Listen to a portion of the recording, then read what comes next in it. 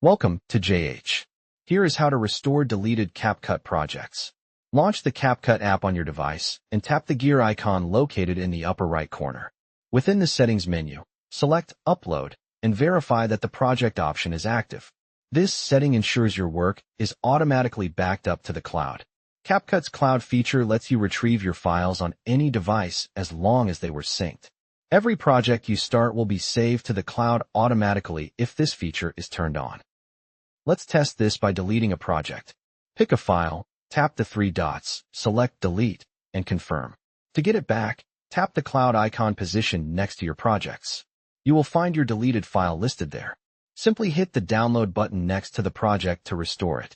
Once it finishes downloading, you can resume editing.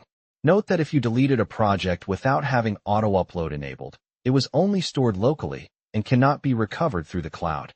To prevent future data loss, always keep the auto-upload setting active so your work remains secure in the cloud.